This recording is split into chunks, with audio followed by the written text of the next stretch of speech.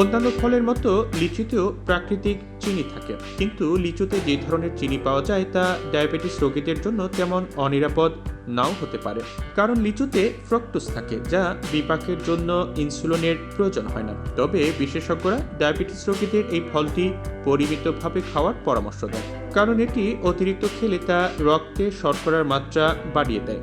পুষ্টিবিদ শ্বেতাজে পাঞ্চাল ইনস্টাগ্রামে একটি video share করেছেন যে ডায়াবেটিস রোগীদের লিচু খাওয়ার ক্ষেত্রে কিছু বিষয়ে খেয়াল রাখার পরামর্শ দিয়েছেন।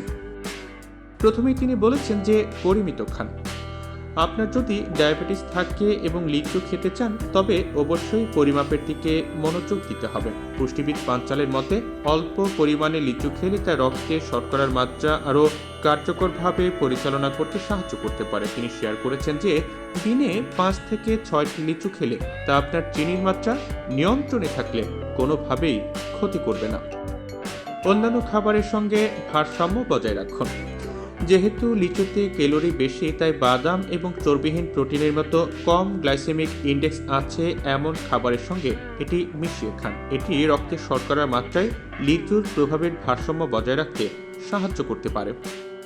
গ্লাইসেমিক লোড বিবেচনা করুন।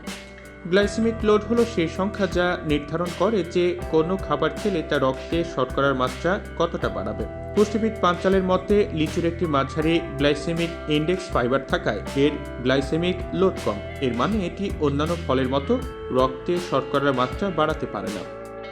সবশেষে সময় এবং পর্যবেক্ষণ। আপনি যদি ডায়াবেটিক হয়ে থাকেন তবে সুষম খাবারের অংশ হিসেবে লিচুকে রাখতে ভুলবেন না। আপনার শরীরের উপর এর প্রভাব বুঝতে এটি খাওয়ার পরে আপনার রক্তে শর্করার মাত্রা নোট করুন।